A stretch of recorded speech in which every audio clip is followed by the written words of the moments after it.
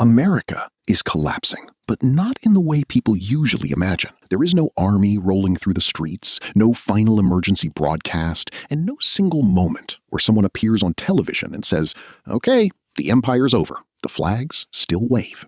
Stores still open. The internet still works. People still go to work, order coffee, complain about traffic, pay rent, watch sports, scroll their phones, and act like everything is basically normal. And that is exactly what makes it terrifying. Because sometimes collapse does not look like the end of the world.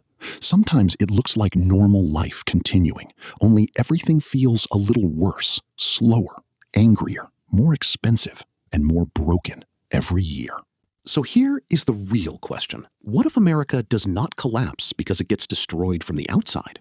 What if it collapses because it becomes too divided to agree, too indebted to breathe, too distrustful to cooperate, and too exhausted to function?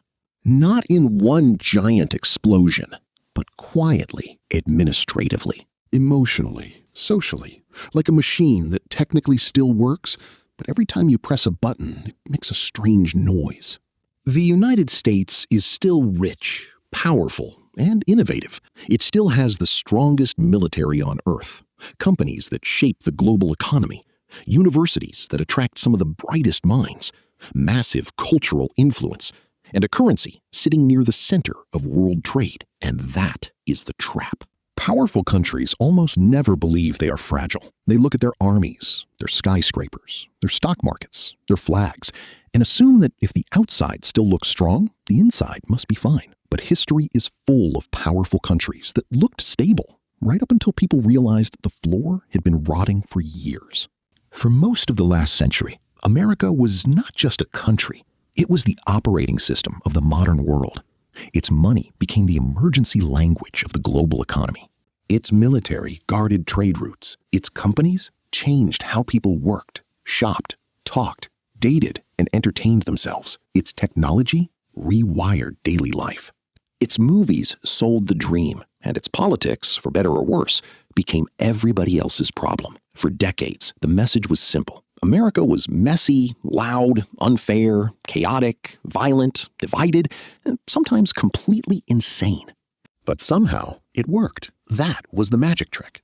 The country could fight with itself, make terrible mistakes, survive recessions, scandals, wars, protests, assassinations, crashes, and somehow still come out looking like the future. But now, something feels different. The machine still moves, but the noise is louder. The trigger is not one disaster. It is a pileup. Debt keeps rising, while trust keeps falling. Politics no longer feels like normal disagreement, but like two separate realities fighting for control of the same country. Housing moves further out of reach. Healthcare turns into a financial trap. Education becomes a lifelong bill, and the internet turns every argument into a battlefield. Every crisis now feels less like something America solves and more like something America survives until the next crisis arrives. That is how collapse begins. Not with fire, with friction.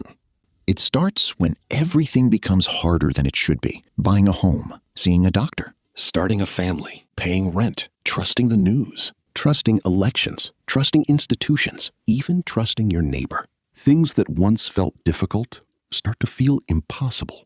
Things that once felt normal start to feel like luxury items. Stability becomes something people remember instead of something they expect. And the strange part is, life still continues. That is why nobody knows what to call it. If a country explodes overnight, everyone understands what happened. But if the same country slowly becomes more expensive, angry, lonely, unequal, suspicious, and less governable, people start arguing about whether anything is even happening. One person calls it decline. Another calls it change. Another calls it politics. Another calls it fake news. And someone else says, "Stop being dramatic. The restaurants are still full." Collapse can hide behind normal life. When people stop trusting the system, every problem becomes radioactive. Elections look rigged to whoever loses. Court decisions look political to whoever disagrees. News stories look like propaganda. Experts look bought. Institutions only feel legitimate when they say what your side wants to hear. And once that happens, A country can no longer argue normally. It can only accuse. The government still exists, but fewer people believe it can solve anything. Schools still open, but everyone fights over what they should teach. Hospitals still treat people, but the bill scares them almost as much as the illness. Police still patrol the streets, but half the country thinks they have too much power, while the other half thinks they do not have enough. Courts still make decisions, but every ruling becomes another weapon in the war. The country still has all the parts of a functioning system, but the parts no longer trust each other. And then comes the most dangerous part. People get used to it. They get used to insane prices, unstable politics, mass anxiety, and the quiet feeling that the future is becoming smaller than the past. That is when collapse stops feeling like an emergency. It becomes the weather. Imagine America as a giant vending machine. For decades, people put in effort and expected something to come out. A house, stability, healthcare, education, safety, retirement, a better future for their kids. The machine was never fair to everyone. Some people always had to hit it harder than others. Some people were standing in front of a broken machine from the beginning. But the national myth was that if you worked hard enough, pressed the right buttons, and followed the rules, eventually something would drop. But now the machine still lights up. It still hums. It still has the same buttons. It still carries the same patriotic sticker on the side. Only more and more people press the button. And nothing comes out. So they hit the machine. They curse it. They blame the person standing next to them. Some insist the machine was stolen. Some say it never worked. Some say it only works for the rich. Some want to smash it. Some want to worship it harder. And everyone finds a different enemy to blame. But almost nobody wants to admit the obvious. The machine is jammed. And if it stays jammed long enough, people stop believing in the machine entirely. That is the real danger. Not that America becomes poor overnight. Not that it disappears from the map. Not that every city turns into ruins. The danger is that America becomes less governable. A place where every election feels existential, every law feels temporary, and every institution is treated as legitimate only when your side controls it. A place where the rich build private versions of public life. Private schools, private security, private healthcare, private neighborhoods, private bubbles, while everyone else fights over what is left. That is how a superpower can lose power without losing a war. Not because another country invades it, but because its internal operating system becomes corrupted. The collapse nobody wants to say out loud is not that America disappears. It is that America becomes a place where the old promise still exists as a slogan, but no longer feels like a real experience. The easy version is, America is doomed. That gets clicks because it sounds dramatic. But it is not the full truth. America has survived civil war, depression, corruption, world wars, terrorist attacks, financial crashes, pandemics, riots, scandals, and social chaos before. The country has a strange ability to break itself and then reinvent itself. So the real story is not that America is definitely finished. The real story is scarier and more interesting. America may be powerful enough to survive almost any external enemy, but maybe not powerful enough to survive permanent internal distrust. Because maybe collapse is not when a country runs out of money. Maybe collapse is when a country runs out of belief. Belief that tomorrow can be better. Belief that the system can be fixed. Belief that people on the other side are still part of the same country. Belief that the future is not just a worse version of the present with better phones.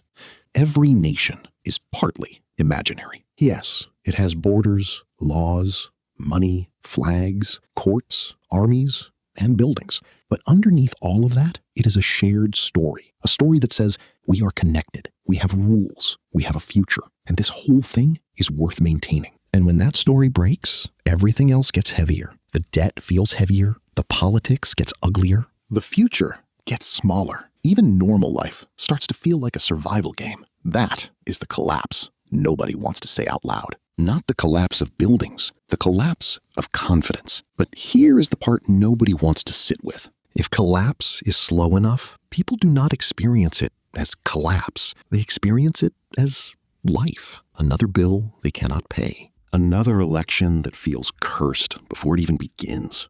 Another institution turning into a punchline.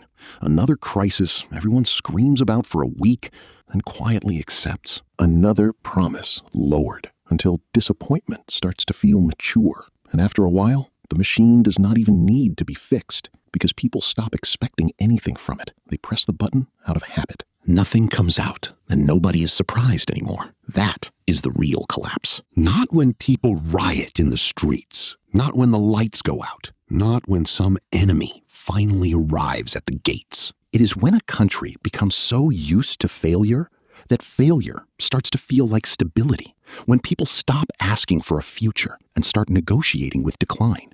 When the old dream does not die dramatically, but shrinks year after year. Until one day, it is no longer a dream at all. Just a story older people tell, and younger people pretend to believe. America is not collapsing because one villain pressed one button. It is weakening because too many systems have been breaking for too long, and too many people have already learned how to live inside the wreckage. And that is the darkest part. A country does not have to disappear to be lost. Sometimes it keeps its flag, its anthem, its elections, its slogans, and its monuments. It keeps all the symbols of the thing it used to be, but the belief underneath them is gone.